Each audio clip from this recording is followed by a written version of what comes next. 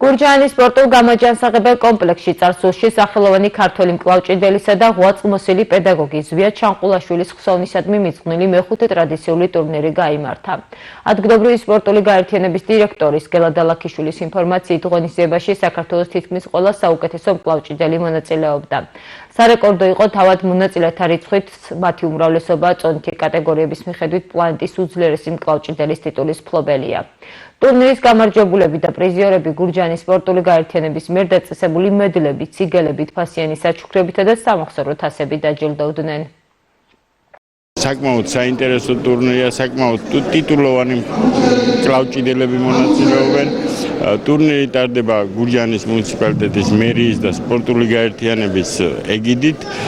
ჩვენ ყოველთვის მოხარულები ვართ უმასპინძლოთ ესეთ საინტერესო ტურნირებს და წარმატება მინდა უსურვო ყველა მონაწილე სპორტსმენს. უკვე მეხუთე წელია ტარდება მამაჩემის ზვიად ჩანყულაშვილის ხსოვნისადმი მიძღვნილი ტურნირი. ყოველწლიურად ხედავთ, რომ უფრო მეტი და მეტი სპორტსმენი მოდის და ვითარდება ეს სპორტი. რაც ძალიან კარგია და ხელს უწყობს სპორტის განვითარებას. რა თქმა უნდა, ახალგაზრდებისაც ძალიან კარგია, ინტერესდებიან მკლავჭიდით, სპორტით და ეს ხელს უწყობს ჯანმრთელ სპორტულ ცხოვრებას. ტურნირი იყო ძალიან საუკეთესო, ჩამოვიდა უამრავი ხალხი, 100-მდე მონაწილე იყო.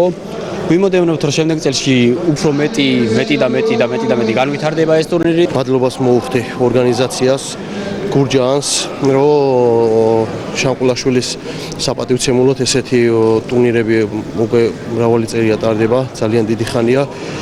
რავი, შანყულაშვილზე რა შემიძლია ვთქვა, უდაოდ საოცარი ადამიანი იყო, როგორც პიროვნულად, ასევე სპორტსმენი და რავი, საოცრად ჩვენ დიდი ხნების ვიცნობდით, მე მაშინ ბავშვი ვიყავი.